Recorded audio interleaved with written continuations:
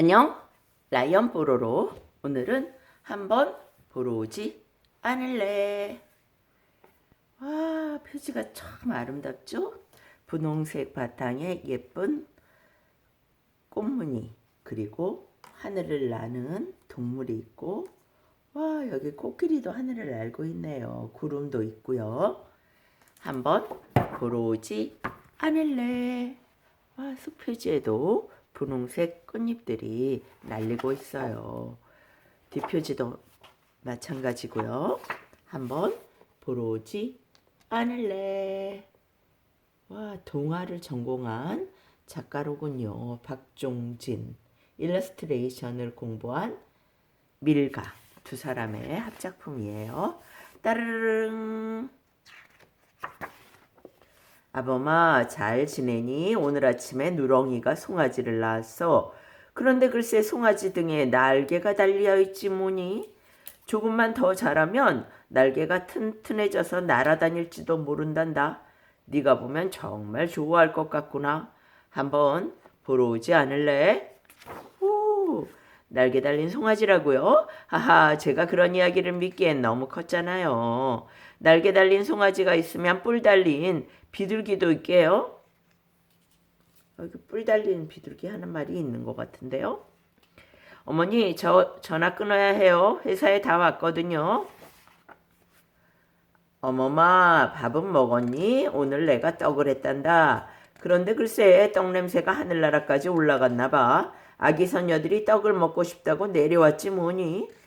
아기 선녀들이 먹는 걸 보니 떡 좋아하는 네 생각이 나더구나. 한번 먹으러 오지 않을래? 떡을 먹으러 아기 선녀들이 내려왔다고요? 호호, 어머니 이야기는 언제 들어도 재밌네요. 아기 선녀들한테 시장에 가면 맛있는 게 잔뜩 있다고 전해주세요. 어머니, 저 전화 끊어야 해요. 지금 장 보는 중이거든요. 윤슬아, 학교 끝났니? 오늘 할머니 옆집에 새로운 가족이 이사 왔단다. 그런데 글쎄 사자, 코끼리, 기린을 기르지 뭐냐? 옆집에서 괜찮다고 해서 사자 등에도 타보고 코끼리 코 그네도 탔단다. 기린목을 타고 내려오는 미끄럼은 아주 재밌어.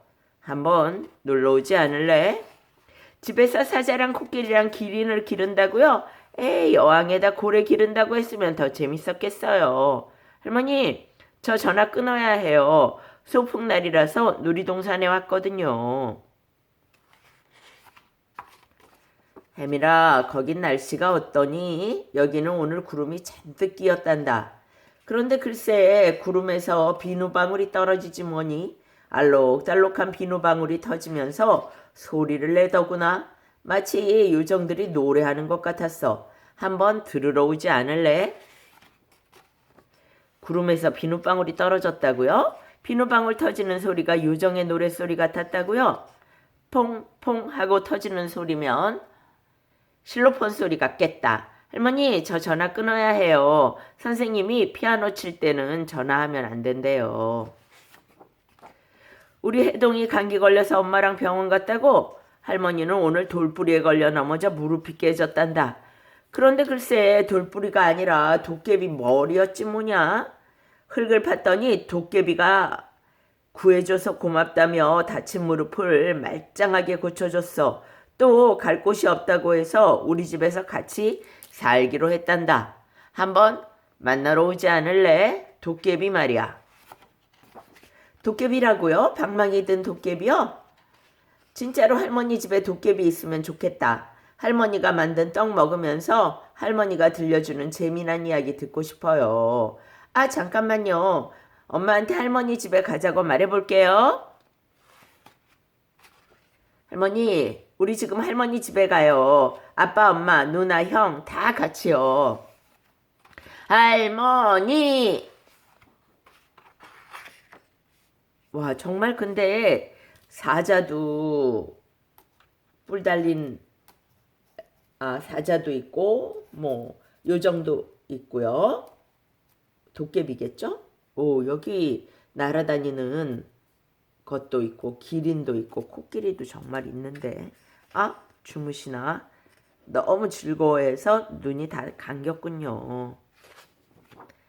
와, 할머니 집에 가면 정말 재밌는 일이 일어나겠네요. 한번 보러 오지 않을래? 계속해서 다음 얘기 볼까요? 흥분의 기와집, 놀분의 초가집.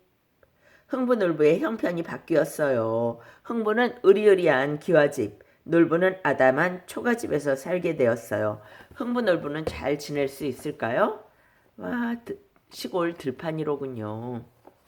누렇게 벼가 익어가고 있어요. 흥분의 기와집, 놀분의 초가집. 흥부 놀부 이야기 들어봤니?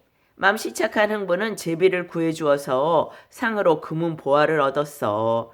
60만은 놀부는 제비다리를 일부러 부러뜨려서 벌로 재산을 몽땅 잃었지. 그리하여 흥부 놀부의 형편이 바뀌고 말았단다. 부자가 된 흥부는 으리으리한 기와집에서, 쫄딱 망한 놀부는 허름한 초가집에서 살게 됐지. 흥분의 기와집은 양반이나 부자들이 사는 집이야. 얼핏 보기에도 전에 살던 집보다 몇 배는 더 컸지. 흥부는 집 주변을 한 바퀴 삥 돌고 와서 어이쿠 벌써 해가 저무네 하고 우스갯소리를 했어. 놀부가 살게 된 초가집은 서민들이 사는 집이야. 먼지 폴폴 날리는 마른 땅에 털을 잡고 너덕너덕 흙을 발라 만들었지. 널뛰넓은 기와집에 살던 놀부는 아담한 초가집을 보자마자 한숨을 푹 쉬었어. 흥부는 위풍당당 소슬대문을 보고 깜짝 놀랐어. 소슬대문은 크고 튼튼한 나무로 만들어졌지. 대문간 곁에 있는 행랑채의 지붕보다 높게 솟아 있어서 가마나 말도 지나다닐 수 있단다. 흥부가 굳게 닫힌 대문을 밀자 끽끽 소리를 내며 열렸어. 놀분의 초가집 대문은 가는 나뭇가지를 얼기설기 엮어 만든 살인문이었지. 기세 좋던 놀부가 고개를 푹 숙이고 힘없이 살인문을 열었어. 마을 사람들은 그런 놀부의 꼴이 우스운지 힐끔대며 웃었단다. 집안에 들어선 흥부는 단단한 기와지붕을 올려다보았어. 기와지붕은 지붕에 진흙을 바른 뒤 흙으로 빚어 구운 기와를 한 줄 한 줄 얹어 만든 거야. 비가 와도 물이 새지 않고 바람이 불어도 날아갈 염려가 없었지. 흥부는 더 이상 해마다 지붕 고칠 일도 날아간 지붕을 찾아다닐 필요도 없었단다. 놀분의 초가지붕은 짚을 엮어 만든 거야. 벼타작하고 남은 볏짚을 모아 만들었지.